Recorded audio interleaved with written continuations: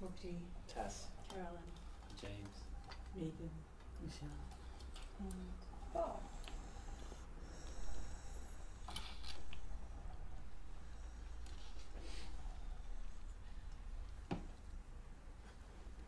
This you will need. Okay. Go.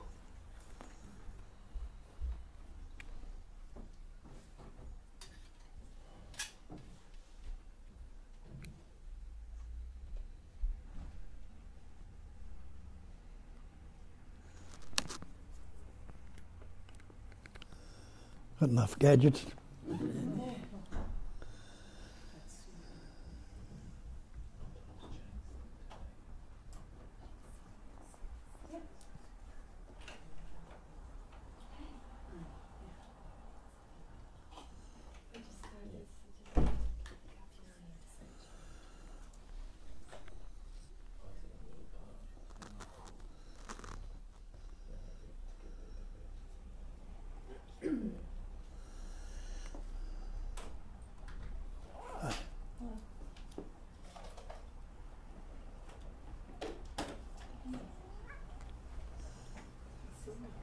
If you go down.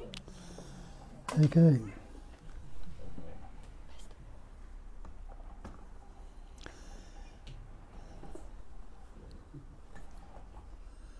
Well, it's the same old story. As it's all there is, there couldn't be any other story, could there? Go through the spiel. We don't teach you anything here, and we don't tell you anything. Understand that right from the start, because when you recognise what we're talking about, you realise that nobody can tell you anything or will teach you anything. Because what we talk about is they call non-duality. Non-duality meaning one without a second. Or the one without a second is what they put on most of the circles, they call it God. I don't use that term here because you get confused with that term. All the different traditions will have different terms for what God is. All I can do is point toward and ask you to look to where we're pointing to recognise or see for yourself that what we're pointing to is the truth. Because the false cannot stand up to investigation. So it needs to be investigated. Another way of putting it is I'm not talking to anybody. I'm not talking to any mind. I'm not talking to that body-mind pattern that you believe yourself to be. I'm talking to that I am. And that I am is the sense of presence, which translates or expresses through the mind as the thought I am. Just to this, nothing else. So, and is there anybody that doesn't know I am? And were you born with that concept or that word? And you realised you were not born with any words.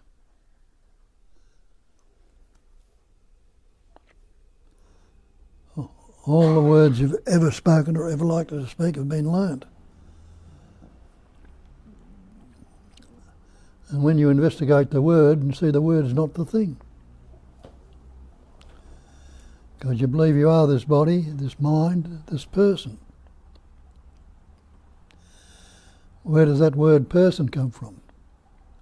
It comes from an ancient language, I think it was Latin, meaning persona, the mask.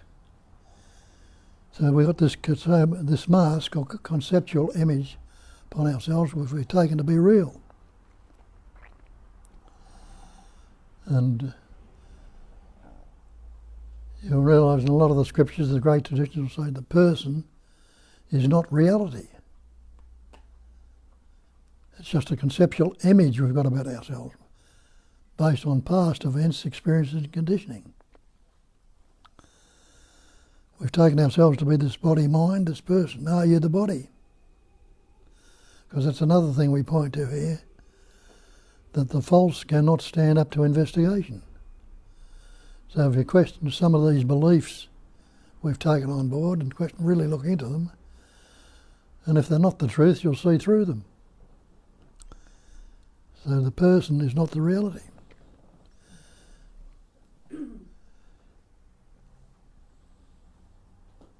Well, can you remember your birth? You can't remember your birth. Purely and simply because you couldn't have any words then. So how could you say anything without the word? And you realise you didn't know anything about this person until you learnt words around about 2.5, somewhere around that age, a bit before, a bit later, all depends how intelligent you were, I guess, or whatever, when we picked up words. And that sense of presence, the knowing that you are, translates as that primary word, I am. Where does that word I am come from? Well, they trace it back, they say it comes from the primordial moan, or moon. Om. Om translates as I am.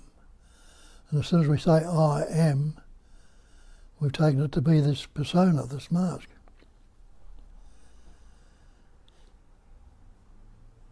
So you didn't know anything about who you were or what you were until that capacity of reasoning developed in you. And that's a capacity these human forms have, that other animals, birds or insects don't have that particular capacity to the extent we have. But they have other capacities that are more developed than that thought that we have. Like a dog has a sense of smell that's much better to you or I. A bird can fly and have better eyesight than you or I. But they haven't got the capacity of reasoning to the extent that we have.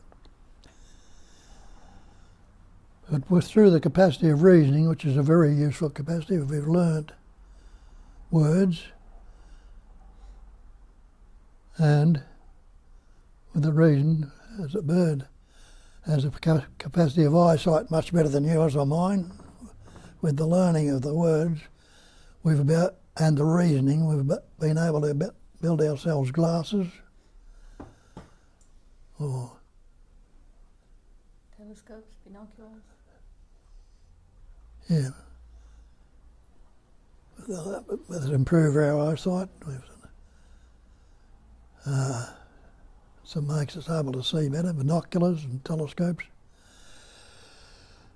And the bird can fly, we can't do that.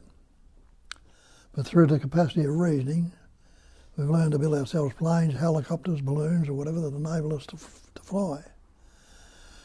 So the capacity of reasoning is very useful with the learning of words. But it's also self-destructive. Because when you realise how our thought functions, this reasoning functions in our mind, you'll see, being a vibration, it vibrates in the pairs of opposites. And have a look at your thinking, see how your thinking functions. You realise you're either in the past, which is memory, or in the future, which is anticipation, imagination. And then it's functioning with all these other words we've learned. It's either good or bad, pleasant, painful, happy, sad, loving, hating, positive, negative.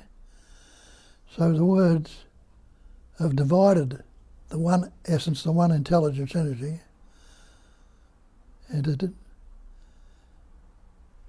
into duality, instead of being the one essence appearing as everything, which is pure seeing, hearing, tasting, touching, functioning. Now we take one part of it as I, because we've learnt words like I or me, and the other part is not I. That's what we see as separate from I. So we've divided the indivisible. It can't be divided. They tell you that in the scriptures. It's the one essence that patterns, shapes and forms, experiences and expressing as everything. And they call it that. That's the great mantra, I am that. And don't you innately know that already? Because you say, that's the chair you're sitting on, that's the room we're in, that's the mirror at the end of the room, that's the trees and the flowers and everything outside. The birds, the animals, they're birds, everything is that. And that is the shape and form it seemingly vibrates as, which is that pure intelligence energy vibrating it. So when you say, I am that, innately we already know it's all that. One essence, patterning, shaping, forming, experience. But now we're taking on the separate entity, dividing it up into dualistic patterns, shapes and forms. And the me and the not me. The I and the you. Happiness, the sadness, the fear, and all our psychological suffering comes about because of that seeming division. And we've divided it with the word. Hey. And the word is not the thing.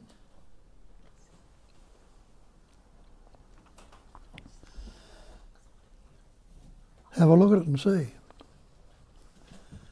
Am I this body? Am I this mind? Am I this person? Innately you know you're not the body because you say my body, my mind, my house, my car. You know you're not the house, the car, the coat or the hat. You're not my mind or the body. But we've taken ourselves to believe it so. It functioned from that seemingly pattern. And everybody around us, we've all learnt words. And in learning words, we've all taken ourselves to believe we're separate. But in the scriptures, they put it on as the one essence, patterning, shaping and forming, experiencing and expressing as everything. In the Bible it tells you, Hear, O Israel, the Lord thy God is one God, there is none other. The Muslims will tell you there's no God but the God. Allah is his name. Christians tell you it's Father, Son, Holy Spirit, or Ghost, or whatever. Buddhists will say it's non-conceptual, ever-fresh presence awareness. We've all got different labels and different shapes and forms to put on this one essence. So you can see why we're confused. See why we're in trouble. Because we're dividing the indivisible up, inseparable up, into words, and taking the word to be real. But what were you doing for the first couple of years of your life when you had no words? You were getting along quite well without it. Your parents were looking after you.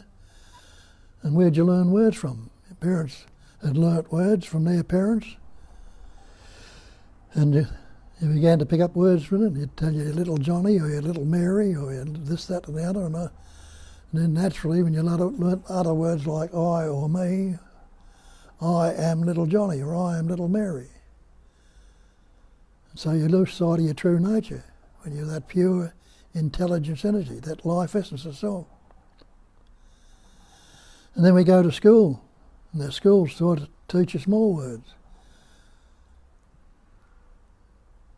And then we start believing in these words and take the words to be real and continue to learn words. Take the words to be real.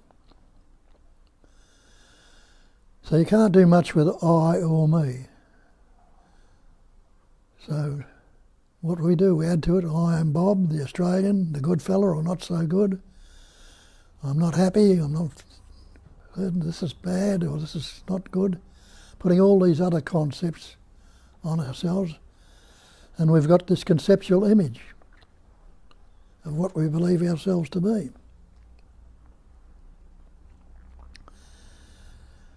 Now, Shakespeare tells you there's nothing either good or bad, but thinking makes it so. We're dividing it up with these words. This is good, that's bad, this is pleasant, painful. He says nothing either good or bad, but thinking makes it so. Nisargadatta tells you that nothing can trouble you except in your own imagination. We've got all this psychological suffering and fear and anxiety that's just going on through our imagination. Break that word imagination down to image in, imagine, and realise we're creating mental or conceptual images, which we take to be real, solid or substantial. But you've got a mirror behind you on the wall. Have a look in that mirror. What do you see? You see nothing but reflections or images in the mirror. Now you can't say they're not there. But go up to the mirror and try and grab your face out of the mirror if you can. You can't say it is there.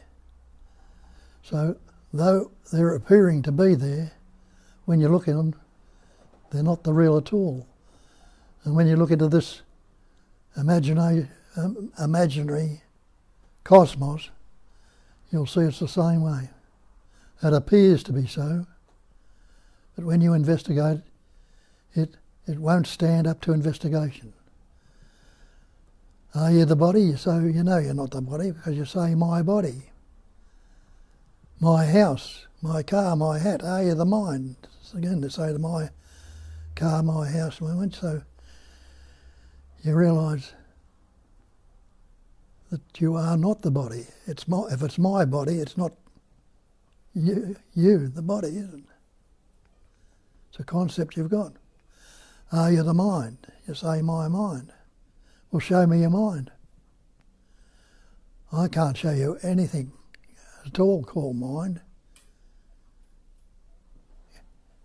except we have a conceptual image about it, what we think our mind is. Break it down and you see the mind is nothing but concepts, ideas, images, thoughts. What's a thought? A feeling. What's a word? Sound.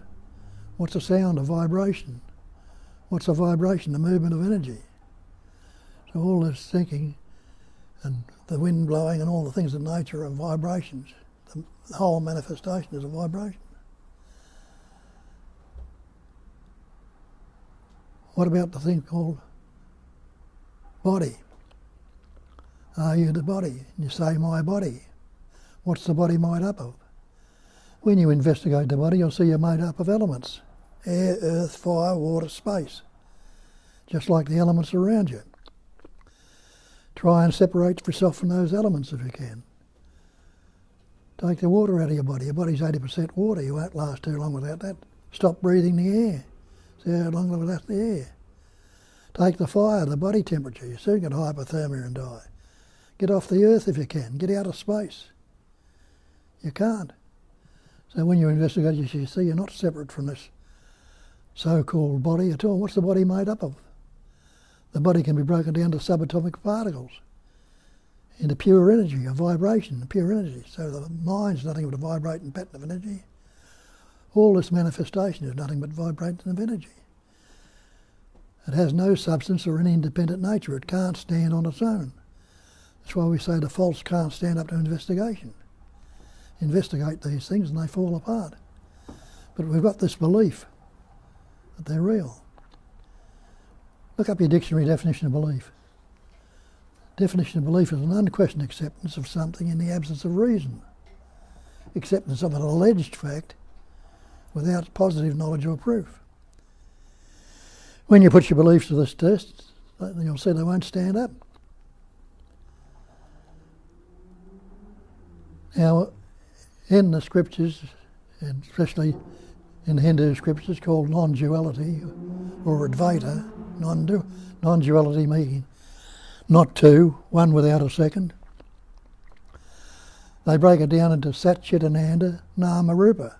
They are the five factors. Sat is existence, Chit is consciousness, Ananda is loving to be, and the Nama, Rupa, the body, mind, to name and form, are Maya. They're illusion. They're appearance only. They're only seemingly so.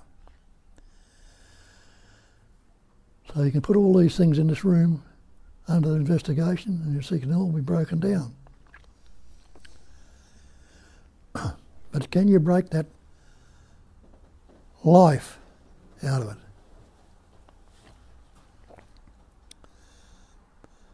That life is a vibrating pattern of energy. And I tell you, Christ told you that I am the way, I am the truth, I am the life. He wasn't talking about himself, he was talking about that sense of presence is the way, is the truth, is the life of you. And you can't negate that beingness, you can't negate that life. You are the same thing, you are that life. And it patterns, shapes and forms that body. You say, I was born, but you can't remember your birth. Now, how did you come about if you can't remember your birth? Well, you go back as far as your father and your mother. You mean that pattern, shape and form you call your father, made up of intelligence energy in that pattern, through the food he's eaten and the breath he's breathing, and the intelligence in that pattern, shape and form, enabled in that pattern a little microscopic particle called a sperm to form. That sperm was suffused with intelligence energy. It knew what to do. The same in the mother. That animated life essence in your mother enabled in that matter form another microscopic particle called an egg or an ovum to form in that body. That ovum was suffused with intelligence. It attached itself to the wall of the uterus. It knew what to do. And the sperm swam to the ovum. And it's penetrated the ovum. And the intelligence in those two coming together doubled that cell, redouble it and formed a little embryo, the little fetus, which is what you are today. What were you doing about it then? If you think you're running the show now, what were you doing about it then? You didn't have any words. You see, it was evolving and happening by itself, by the life essence that was in it. And that's what's living here today. Now that life, that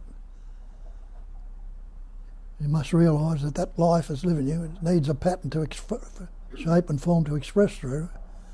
And that's what it forms. It forms the body around to express through. And that body is nothing but that life essence. Take the life essence out of that body, what do you got? You've got a corpse. Now the corpse, before it rots, has got the eyes still, got the ears, the heart, the lungs, the kidneys, the tongue, all the organs are in that pattern. But what good are they to it without the life essence? So you see, it's the life essence that's running it all. There's not the person or individual or any separate me. With the life out of that body, you're a corpse. You're no good at all. It'll break down. Just like you've got a computer that's got some wondrous information in it.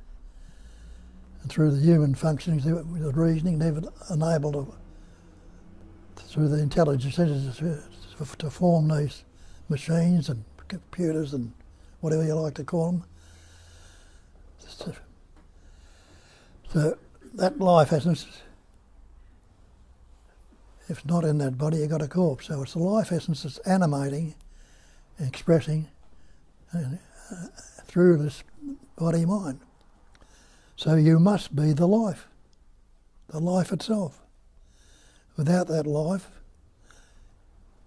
which you're never without it anyway, if the pattern, shapes and forms break down, if the pattern, shape and form is expression through is not there, where's the life gone? Where's the life essence gone?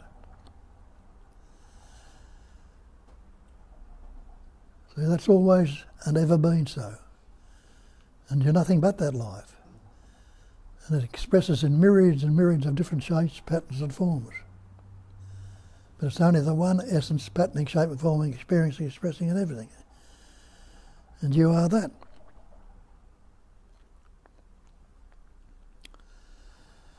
So that's what needs to be investigated and understood and grasped.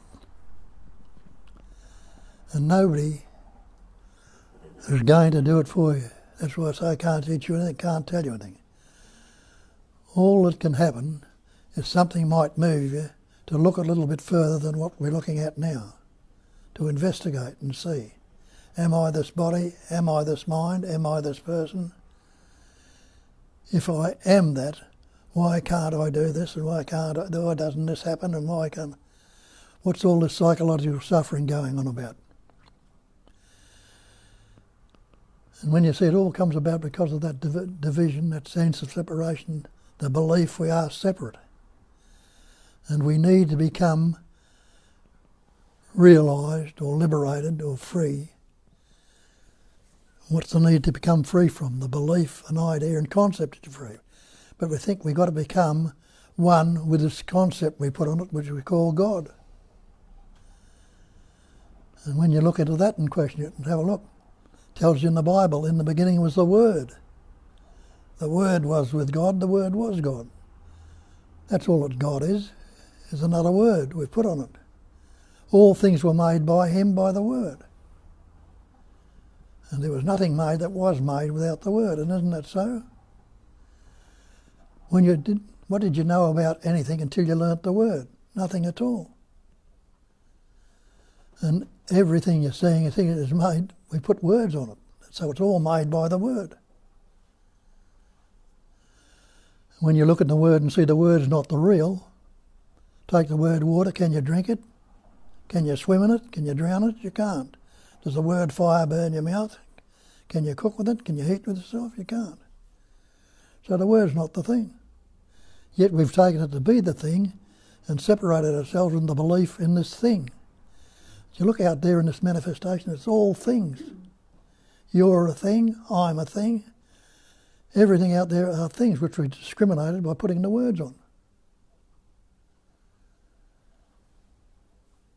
So when, as I tell you, in Adamson men, when no discriminating thoughts occur, the old mind ceases to be. When you're not divided into concepts, thoughts and images, you're seeing it as true nature. And the recognition will come about that I am that already. And the search has become the problem, because I think I have to become something with the search. But realise becoming is not being. As I say, it's that shit and the existence, consciousness, bliss. You're existing right now, aren't you? And you're conscious right now, and you're happy to be right now. So what do you have to seek to become that for, when you realise you're already that? So the search is the problem. The search is we got this entity, we think it's going to become something other. But it can't become anything what it already is, and it can't become any more than that. And ask yourself, being, knowing, and loving to be is another name of putting sat shit and end. Anybody who's not being right now. And you realise, no, I'm being. Anyone's not conscious. And you realise, I'm conscious. And anyone not happy to be. You don't want to be dead right now, so you must be happy to be. So you already are that.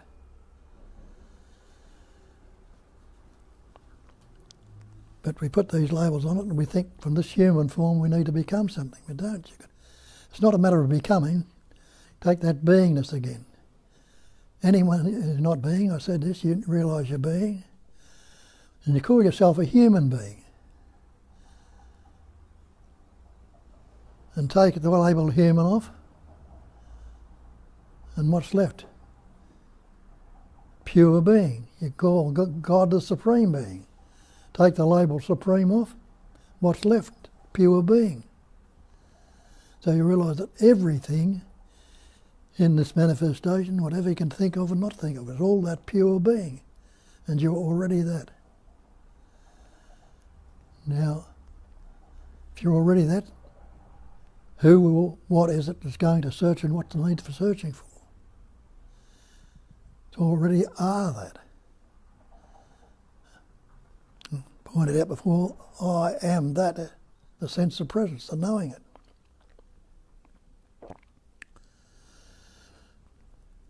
But when we think we are this separate being trying to become something, we're locked into the story. Because being will never become. Being is the actuality that's going on right now, and becoming is a concept or idea of a future time. And when you investigate the concept of time, you'll see there's no such thing as time. Ask yourself that question. Is there a past if I don't think about it? Or what's wrong with right now if I don't think about it? Never look and see what's there if you're not thinking about it.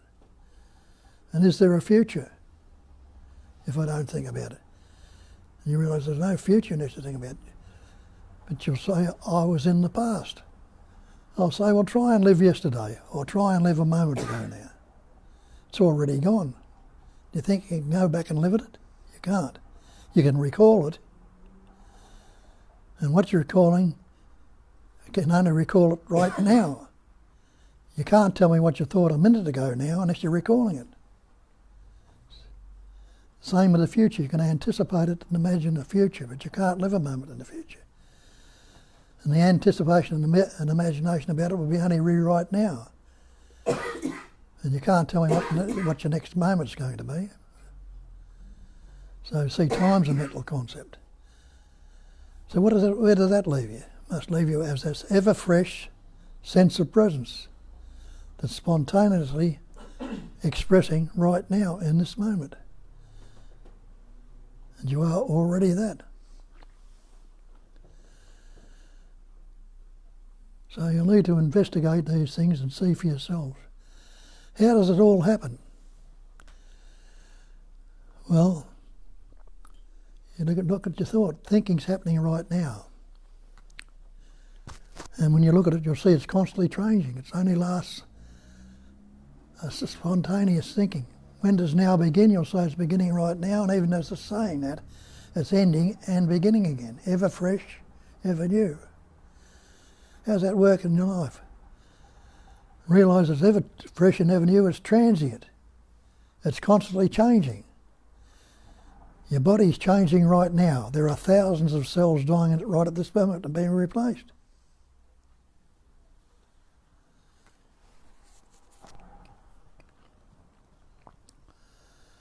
So it's transient, it's constantly changing. See how it works in your life. Something comes up and you like it. And you don't want the things you like to go away. You might love them and really close to them. You don't want them to go, not realising no matter how much you love them, how much you want them, they're going to change. You don't want it to go, so what do? You resist it. You try to keep it there. Don't really realise when any resistance is going on in your body. Resistance is conflict. You're in conflict with it. And that resistance will cause you fear, anxiety, stress, guilt, remorse, jealousy, envy. That conflict. And any conflict you are in makes you uneasy. That uneasiness, another name for the uneasiness is dis-ease. You're not at ease anymore. So there's resistance, conflict and dis-ease going on in your body constantly. Look at it the other way. Something comes up you don't like. I don't want this one. I want it out. So what do? I resist it again. I try to push it out. Get in conflict with it. And again, uneasiness, dis-ease. So constantly in conflict. That's where all our psychological suffering comes from. Resistance, conflict and dis-ease. But what's wrong with right now if I don't think about it? No resistance going on, no conflict, and no uneasiness or dis-ease. What would be there? Would it be a sense of well-being? A sense of warmth or affection? Nothing wrong anymore? Have a look at it and try it out. We've been trying to work it out in the mind all our lives.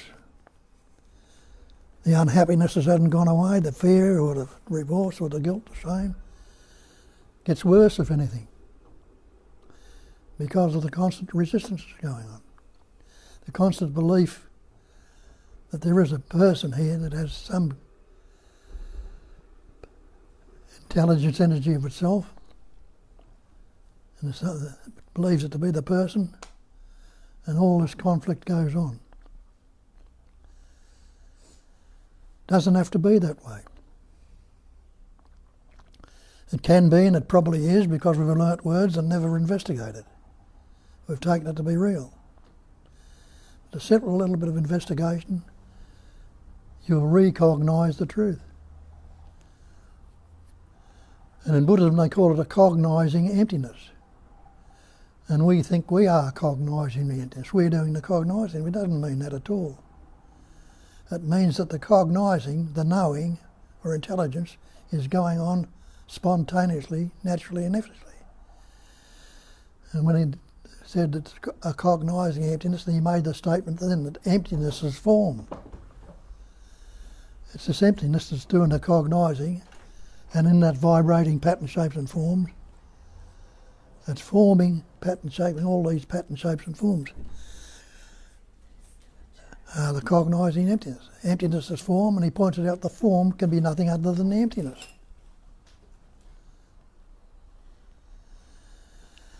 Emptiness is form, and form is emptiness. So, and that emptiness, I don't use the term God, I use the term intelligence energy, and that's just a label, that's not it. But intelligence is knowing.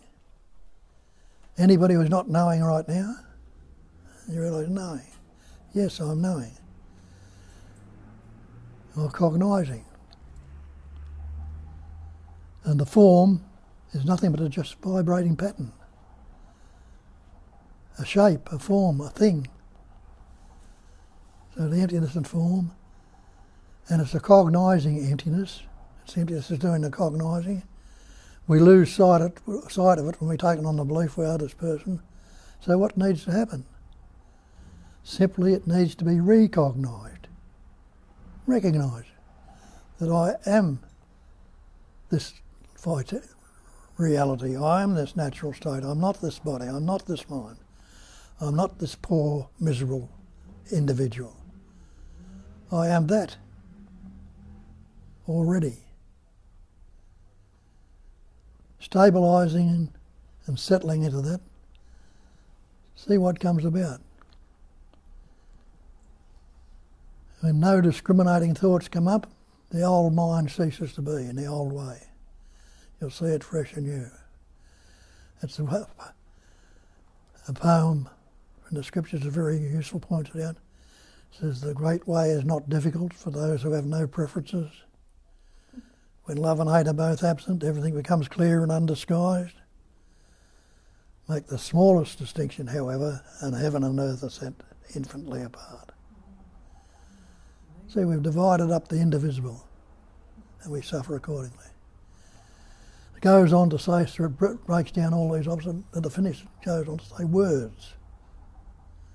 The way is beyond language. For in it there's no yesterday, no tomorrow, and no today.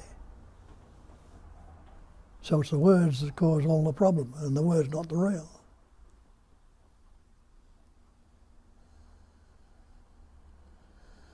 And that's our problem, we learnt words.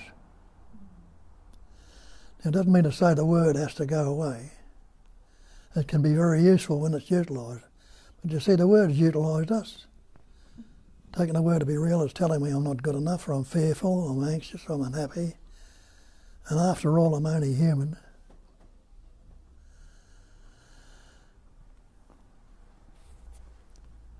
So a lot of people here start to recognise that a lot more to it than what we've had us believe. That Big Daddy in the sky is going to beat the hell out of you or praise you when you're good and all these sort of things.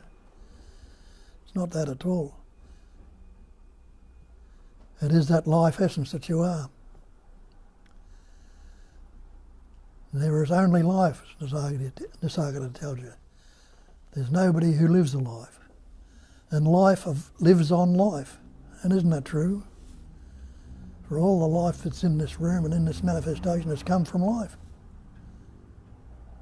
And life is prolific, it's renewing itself, ever freshly and ever new. And all the various patterns, shapes and forms of it. And you can't be anything other than that. But we've got the word and taken the word to be real and separated ourselves And the worst, after all, I'm only human. Poor me.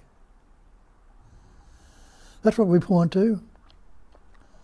And as I say, people move to look further into it, and they're looking along these lines or other things they've understood or grasped. So it takes you where it takes you. And some of us get stuck in the old ways and think we're going to become something. But you're intelligent people. Why haven't you become? Why haven't you?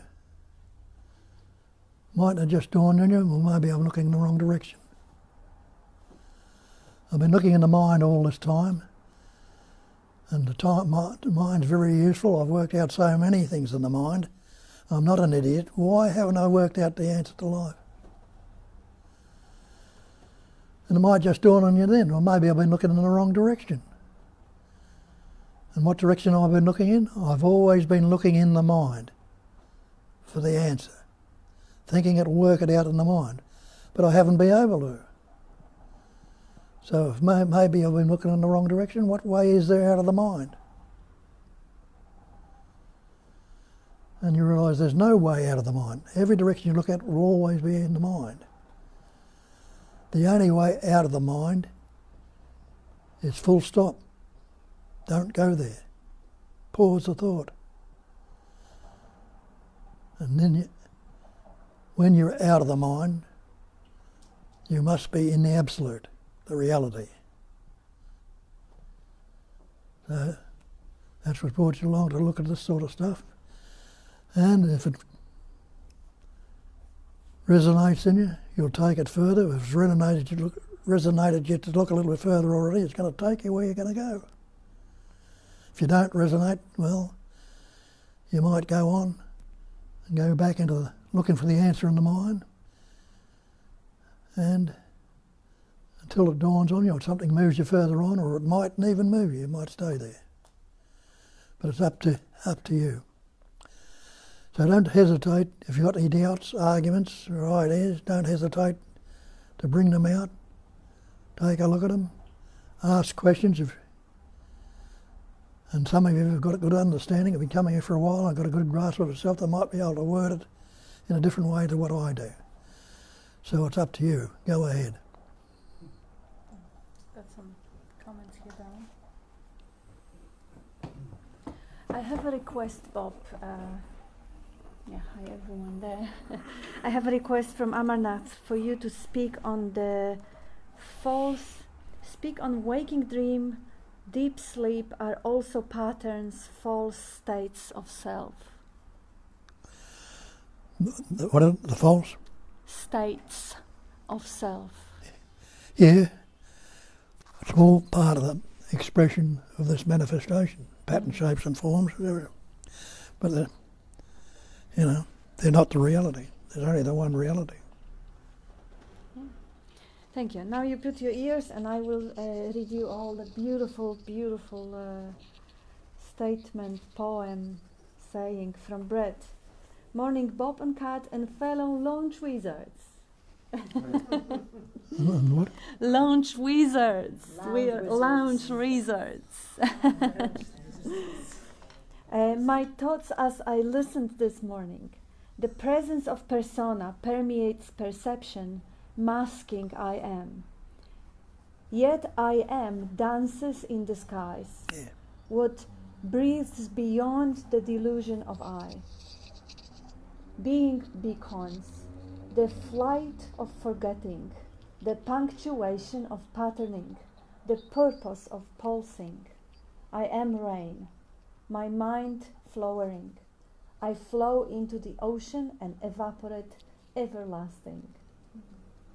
It's beautiful. Gorgeous, yeah, it is beautiful. And now it's your turn. Contribute. Tell us what you know, or what you would like to know, what you yet don't know, or have doubts, or disagree, or feel deeply, or reject. Anything. Just jump in. I know that Bob's an angel. Oh yeah, you have to say it out loud. I know that Bob's an angel. Yes. Bob's an angel. There we go. He's also a devil. In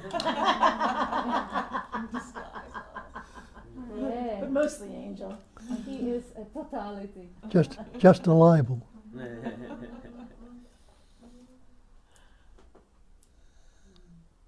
I think it's important to Okay. you know, what Bob started with, that he can't really teach us anything. Please, because I that's think important what you're that's saying. important what Yes. he started with, that he can't teach us anything and that he can't show us anything, and I think that's the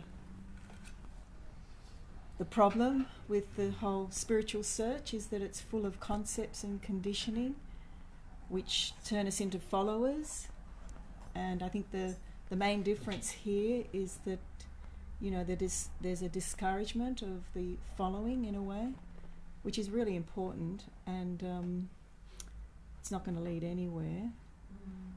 And I think the emphasis has to be on debunking the whole spiritual concepts, which is done here, and focus on the inquiry, focus on, the self understanding and inquiry. That's the only real thing to do. Beautiful. Yeah. It's really essential. And the whole spiel that Bob is doing is he is telling us that we are already that, and seeking is actually not necessary, is not required. So suggesting non-seekers to start seeking is actually cruel, it's crazy. Because the people have instinctual understanding that they are already that. Because what else, what's not obvious about what Bob is saying? You're not beating your heart. Yeah, of course. So what's doing it? The power that grows your hair, the power that grows the leaves, that moves the planets and suns. Some people know that instinctively without putting much attention into, conceptualizing themselves as separate self. They're so passionate about something. Let's say if they are wonderful cooks, they just throw themselves into cooking and they disappear in the process. So they don't really need to look into that stuff, and good on them, bless them. It's just like animals, they don't need to do that. But once they start, yes, what Catherine was just saying, essential. Don't put the messenger on the pedestal. Hear that truth from everywhere. Hear that truth from the birds singing. Hear that truth from the radio switching on. Because behind the political debates, there is still that one life essence, one life expressing.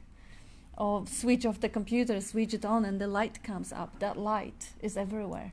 All you're seeing is just a different frequency of light. So the truth is everywhere, it's not hidden. It's just too close to be seen. Is that how obvious it is?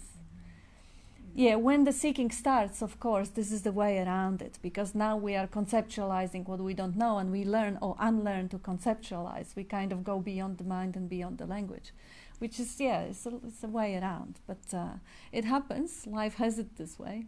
And a lot of people that comes here, including Bob was seeking for 16 years, me about the same probably. And that's how life had it. And it's exciting. The seeking part is exciting too. It has its beauty.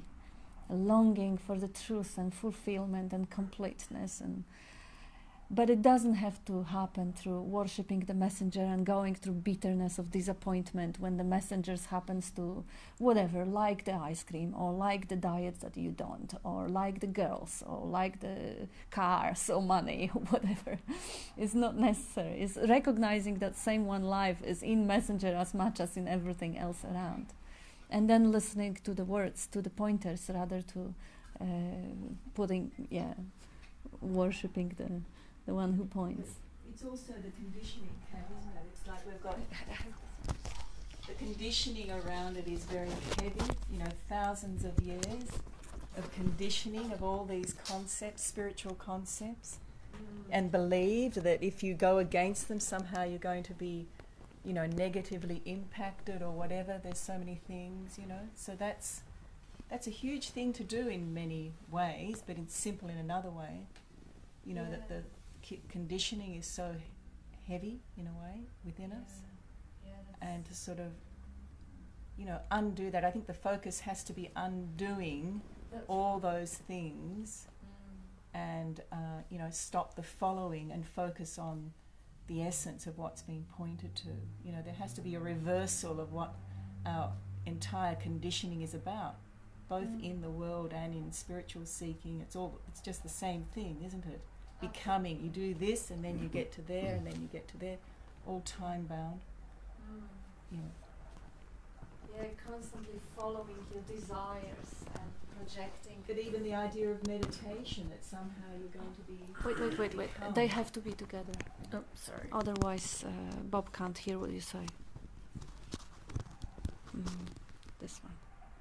They have to be connected because this one transmits. I've finished. Oh yeah. Dean, did you want to add something? No. Oh, sorry. Why not? I'd love to babble a little. Please. Just a little bit. One of the things I love about you and your meetings is that you include everyone in it, because there's you don't put yourself on a pedestal. You don't allow it either. It's seemingly okay. There's no one.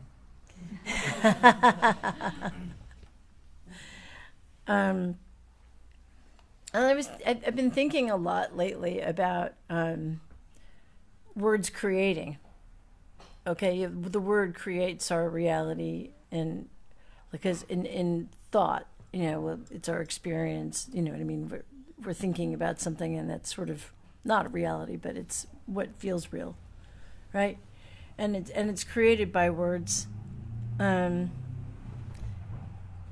the words themselves are powerless without a belief. It's the belief that's put into them, right? And at the same time, I find them kind of like handy. So, you're talking about the usefulness of them.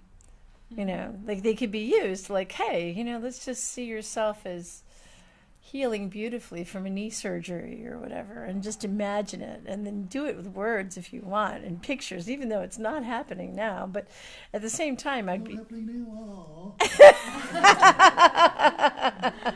the concept. Yeah. Beautiful. Well, I don't know. I think about stuff like that because I've been watching things. I've been fascinated by Nathan Brown on YouTube. Darren. Sorry? His name was Darren. Darren. Yeah. You're right. Thank you. That's okay. Darren Brown. Yeah. And the stuff he's been doing, this guy's got he's an atheist who's got people having major religious experiences and faith healings and getting slain in the Lord, even though he's kind of doing it. It's just fascinating to me, and it's all just buying into words, isn't it? Wait, darling. So if that life essence wasn't functioning through, we wouldn't be able to do anything. That's right. And that's how you actually reconcile the whole magical thinking, healing, NLP, and tricks that mentalists and hypnotizers doing. Where did that first thought come from? That's the life essence. To even imagine the ideas of projecting your knees, healing, showering white light through your knees, or blue or gold or whatever, you need the thought, and that thought comes from life. So it is all about giving credit where credit is due. And then everything is valid in the appearance. If you put tons of attention, which is pure life essence, into developing telepathy, well, it's inevitable you will, because that life essence is the creative force of the whole manifestation. It's just how much of that power you put through that computer. Don't blow it. But yeah, this is quite... I think we had a really beautiful comment, another one from Brett, who makes it really obvious. Bob's message is wonderfully simple, but so is the game of hide and seek. And that is the game we are drawn into when we wander on the path of self. I was going to say, I wish I could be there in person, but then I realized I am. He realized he's already there in person. That's the I am is all there is always there. There's one more comment from Tanya, full stop, pause the thought. Oh, how lovely the silence is. Thank you. And one more from Amarnath. Oopsie, that's kind of playing. Okay. Haha, both hide and seek were for the mind, not for the self. It cannot be hidden. And Tanya saying, there is no me is found. No one is asking the questions. No one is seeking. Life is just as it always was. There was an expectation that how this pattern expresses would radically change, and there would always be calmness or peace felt.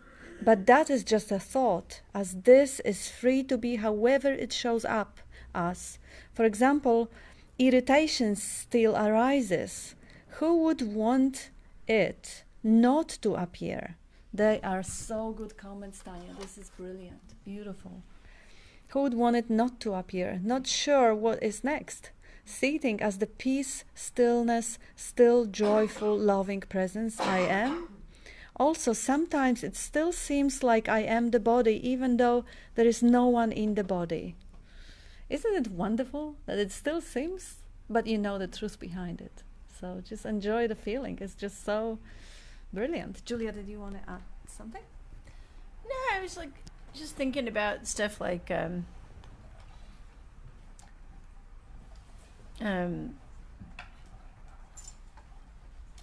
mean, again, using thoughts and words, playing with them. When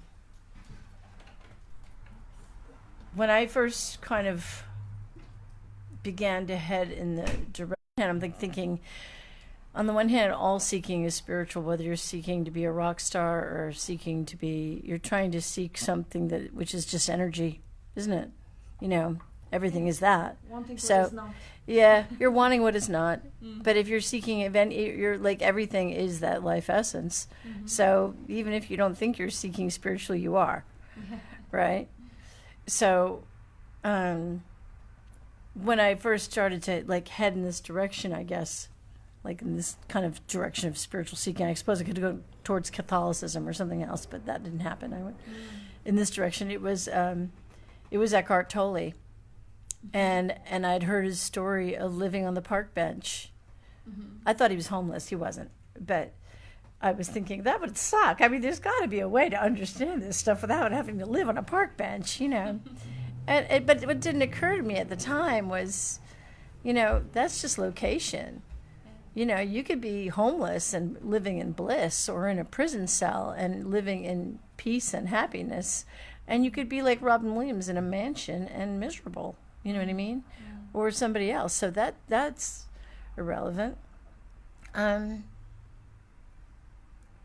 I thought I was at the time also very into the law of attraction, which I don't know. I remember hearing Marianne Williamson, she said it's valid, but it's spiritually immature. She didn't say why, but I figured, well, it's spiritually immature because the spiritually wise don't need to manifest anything because they know their peace doesn't come from anything outside of themselves. It's, you know, their happiness is already with what is. They don't need to become. And at the same time, it seems that when you're living in this already sense of everything is fine as it is, things seem to flow more effortlessly in the direction of maybe a preference, if I dare say. You know, like it's several years ago, Bob, when you got a scooter just showed up at your doorstep, you did, before you even wanted it. You know, there it was. It just happened. You know. Anyway, I suppose even dabbling in these ideas of, well, attraction and manifesting is completely contrary in a way, but so is playing with words and beliefs and all that stuff. So I'd love to babble more about this or hear more what you have to say. You could see it differently. Even that part in which we say, okay, if I find the kingdom first, then everything else will be added onto me. That's a beautiful promise Jesus has given, that you don't need to strive to manifest anything.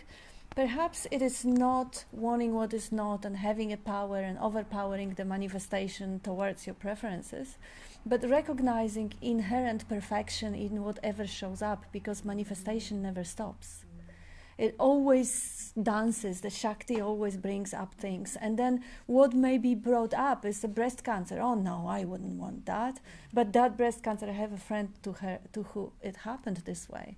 She got the breast removed and then she became an Amazon and she started guiding loads of women. She created a very strong movement which empowered her, which healed her, cured her, and she had a mission and a purpose in life. And that was, after a while, in the first moment, initially she wouldn't see that was a blessing.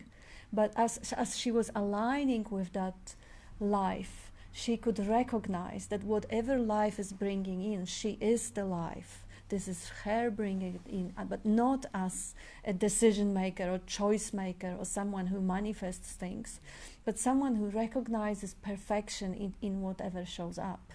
It may not be instantaneous, but it is possible. And I think we have a couple of comments that we skipped. No, we didn't, but they just shown up.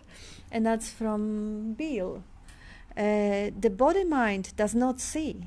The body-mind appears in you, the seeing.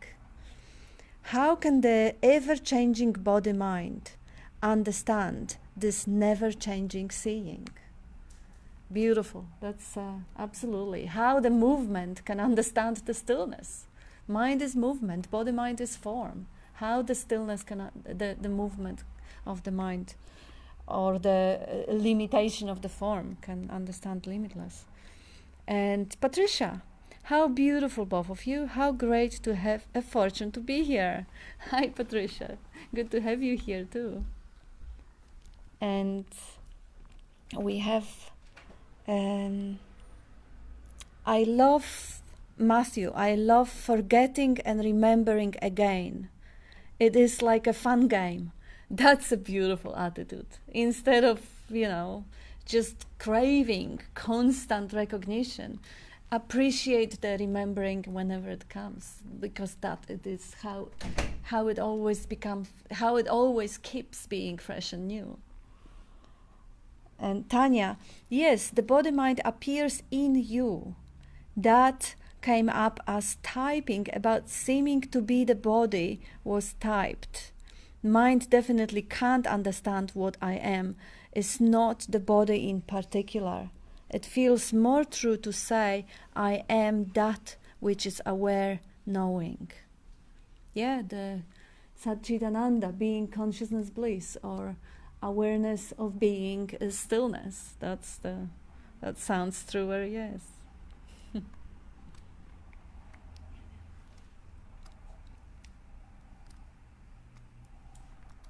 I think there is another comment that didn't show up on my phone yet. No, we got that one.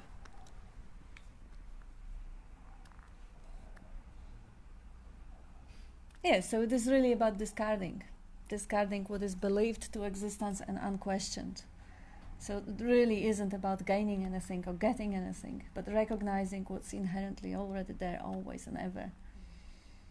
And even in that, what Catherine was saying, the really big point with the conditioning that makes us project that God as a father figure and worship it as something beyond and superior that we can never get or rise to. And we are little, we are humble, we are sinners. Recognizing even those projections and conditioning as something really sweet, because without transcending them, how would you ever be able to appreciate your greatness as that life? That limitation is almost as if the Buddhists are saying, you walk 1,000 miles with the stone in your shoe and then you take it off, and that's enlightenment, that's the bliss. Or hammer your head and stop. So being in that imaginary costume of limited self for time being, when life overwhelms you and everything is personal and is conflicting and is not enough, and you want more, whether you want more money or more recognition or more love or more fame, whatever it is, is always the sense of incompleteness, the sense of not enough, which makes you crave for more, rather than understand that, oh my gosh, this is brilliant, this is amazing. Whatever is happening, there could have been nothing. And now we have all that variety and diversity of sensations in the body and the impressions outside the body, or not outside really, because they're within the awareness. Like Tanya was saying, I am within the being knowing. And the whole world is within that being knowing. The lights, the sights, the smells, the sounds, all of it happening within the I am. Without the I am, the world disappears. In the sleep, because that was the Amarnath was asking you, the confirming the false states of self as sleep and daydream, the daydreaming being in your mind, or night dreaming, or any form of the manifestation. Yeah, that's another beautiful way of experiencing that diversity and variety where there could be nothing. So instead of beating myself up, poor little me, and trying to complete myself with external factors, Bob has it, I love that pointer, add, accumulate, amass, AAA. And then, and you remember, every time you gather or grasp or want something to complete yourself, that comes up. Oh yeah, add, accumulate. Yeah, it's just a conditioning. It's just what we were brought to do, because that's what our parents, caregivers, school teachers, friends, everyone wanted more. And that wanting more is also love for life and love for the self, giving to myself. But it's not necessary, because the recognition can come that as you are, who you are, is already complete, is already fulfilled. It's the recognition, it's the shift from wanting, grasping and feeling incomplete to realizing that, oh my gosh, there's nothing to get. It's already, everything's there. The attitude changes, the lightness comes to life. And the joy just naturally springs. But yeah, how to do that? Investigate and discard the false. You think you're at the body. Yeah, he gave us a nice, good pointers. How could you? The body is changing, and you're the one who knows and sees the change. The body was 3-year-old, and you were there. Not the body. You want to go on it? That seeing that I'm not the body is a really good place to begin with, I think, inquiry, because it's so easy. I mean, for so many years, I would ask that question, well, who wants to know, or who's the one feeling this emotional upset? And for many years, I would go, yeah, can you find anyone who can feel? And there was this, yes, I can. And I didn't realize for the longest time that I'm slapping a body part.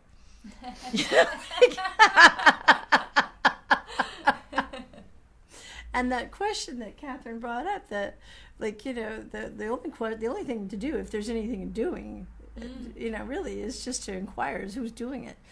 Yes. That was like, yeah, that's such a game changer.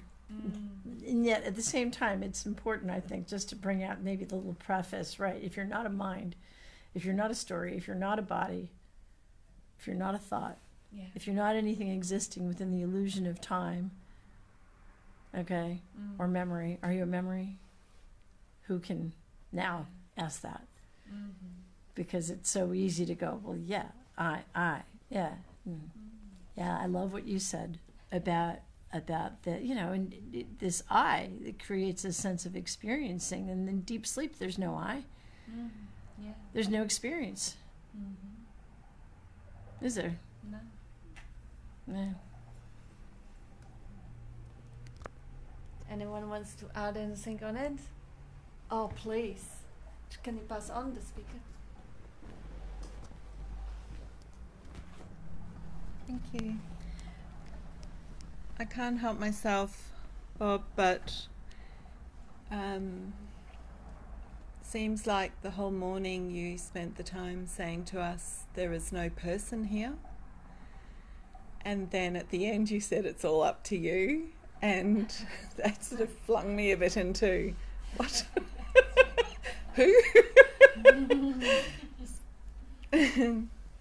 And I deep down I know, but I still had to say it because it's just the word, huh? Yeah. It's just words that we use for convenience. Even though phrase just gets trotted out. Yeah.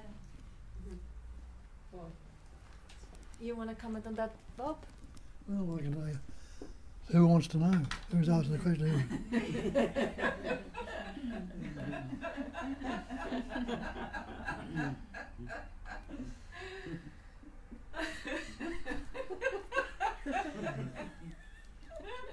You've taken the bait.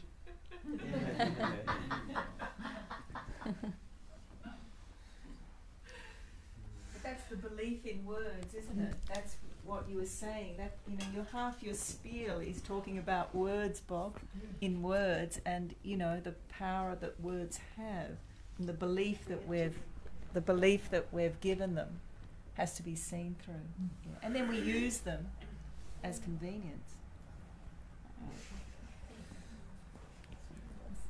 But you know, it takes a bit of effort.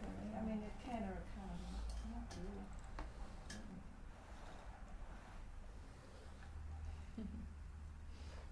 really. Nisargadatta has a nice, sweet comment about the effort. If effort is required, effort will appear. And that will be guided by the same life essence that brought you to existence. And sometimes it may be a really, really hard, lot of suffering, a lot of digging through, and fear and imaginary death of the imaginary ego and stuff like this. That life has it, every single story unfolds differently. And this is where you're right, Susan. It is a contradiction, it is a paradox. There is no self, there is only one. And then see how many patterns, shapes and forms it experiences itself. Every single creature, sentient and insentient, is the expression of that one. So it is really like a holographic universe in which every pattern is actually the whole, the totality. And at the same time, it appears as a separate pattern. It always will appear this way. And it is due to language, because I can even have, you know, two hands. They feel separate. There is one hand, there is the other one. But where are they separate? And what from? They are conceptually separated from each other, but practically they are not. They are actually exchanging everything with the environment. They wouldn't exist if not for the space in which they appear. They appear because of the food that I was eating all my life, and breaths that I was taking one by one. All that grows in that universe that changes is completely interdependent, is completely inseparable, and doesn't have any independent nature.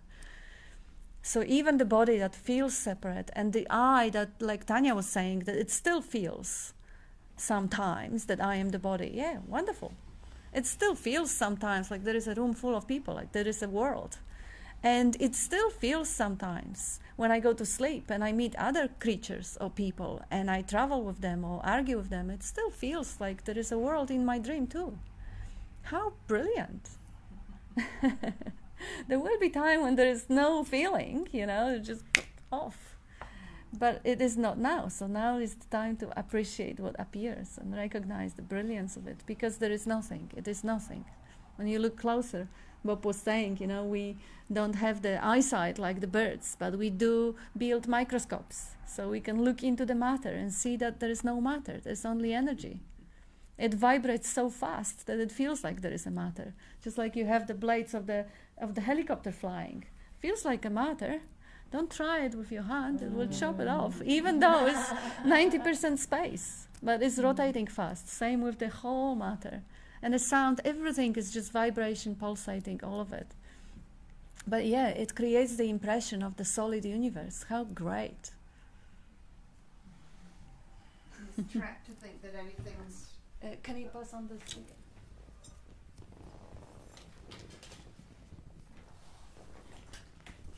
You can also go down the trap of thinking that anything's required for anything. So, you know, there's just stuff. And that's it. Just stuff. There's nothing in particular. It has no boundaries. It's just whatever is there, basically. It's not void. It's just not void. and yeah, once boundaries start to go in place, it never... Whatever is not void appears to be different with boundaries in place. You know, notions, visual borders, you know. But, yeah, pause the thought and there's not even that. Yeah, I love the way you actually really bring it to the simplicity of even refusing to label shit. It's just stuff. That's it. Yeah. I mean, yeah, just make it simple. It's not void. That's Somebody confused my meaning when I said stuff. They thought I meant individual objects. ah So, yeah. yeah, no, that's what I have to say on that. Yeah. I really like that. It's really simplifying it, and the simplification is the key, because it's really just one. So I got a couple of comments to read from people who are with us. Just got it here, and that's one from Brett. Kat, we use the mind to see the mind and hear the mind, yet we must not trust the mind and move beyond the mind. How? Because everything is mind, and yet it is no thing. The knowing just beyond the veil of mind is so close and so far at the same instant. I keep trying over my own mind. Yeah, well, if you see the mind, perhaps the seeing is just a seeing. Maybe it is not the mind that sees the mind. Maybe the pure seeing in which everything happens is already beyond the mind. If the interpretation, labeling, if you stop interpreting what you're seeing and giving it a meaning and giving it a judgment, it's just that same basic seeing, like you see the animals not bumping into the wall. And the narrative or the conceptual mind does not take place because they don't have that part of the brain developed as far as the science is concerned. Yeah, you can call everything mind as the matter of definition. We can say the whole field of awareness is a mind, like Zen calls that big mind or Buddha mind, unborn mind. But really the conceptualization or narrative, when it is known from beyond the conceptualizations. It's not known conceptually. It's just pure basic recognition or knowing. It's like seeing without labeling. When you see without distinguishing anything, the seeing is still there. The eyes are not closed. The eyes are open and seeing happens. But interpretation and relating to yourself doesn't. So I think that's where, I keep tripping over my own mind. Yes, I totally see how it can trip you off getting into the explanation of this thing. It kind of has to be left alone. Isn't that what we're doing? We use the mind to understand things, and then you, like I remember Bob used to use the analogy of the thorn, to take out another thorn, and then you've taken out the thorn and you throw both thorns away. That's right. Or you use the stick to stir a fire, and then you throw the stick in the fire too. Like the mind is translating everything, but actually the awareness is actually happening at the same time. Absolutely. It's just the translation is the words, isn't it? That happens so quickly.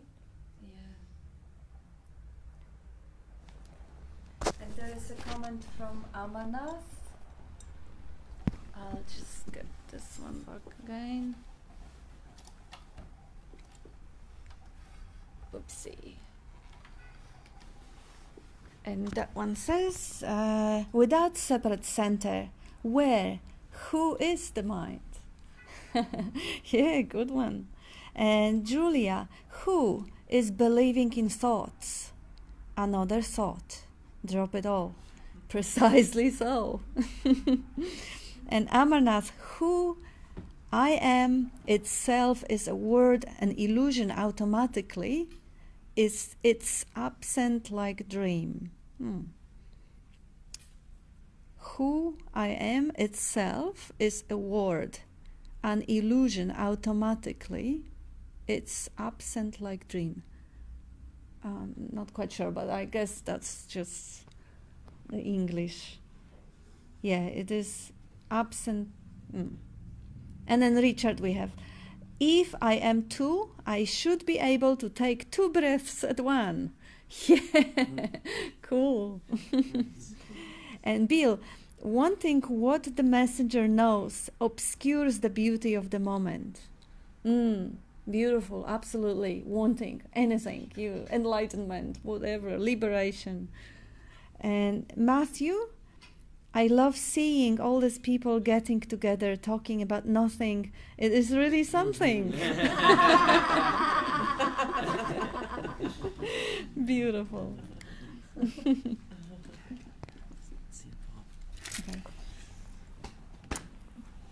Yeah. Thank you.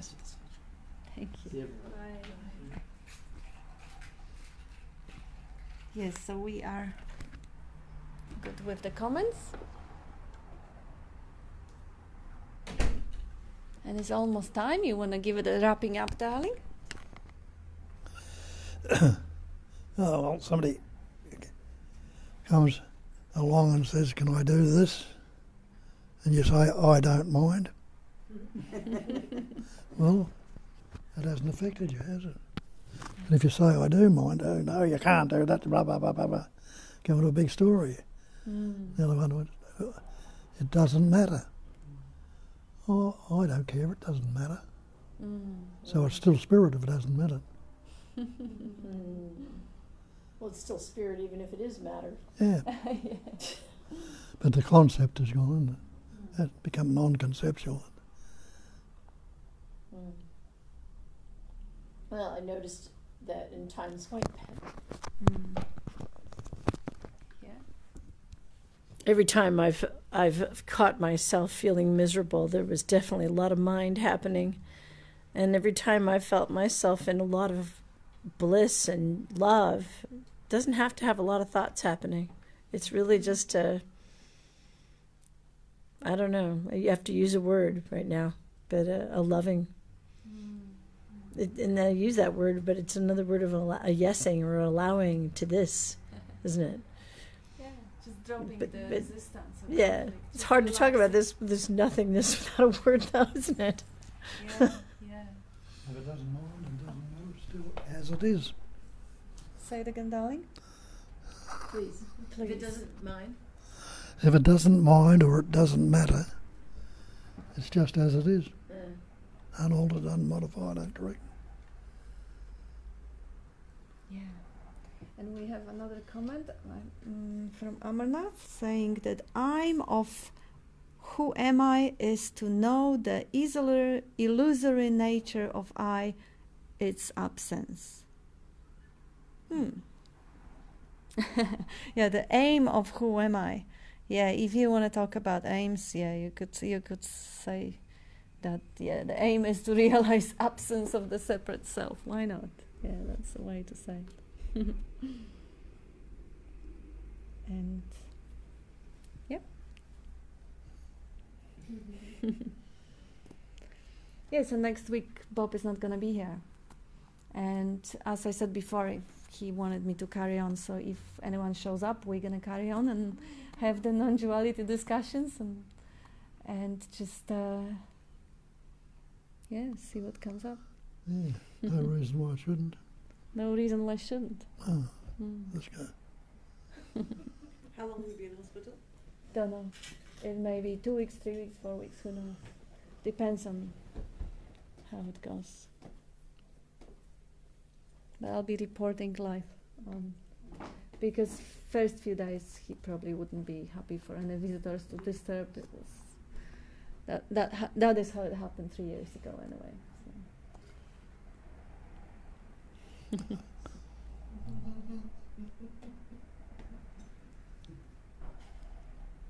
Thank you, Paul. Thank you.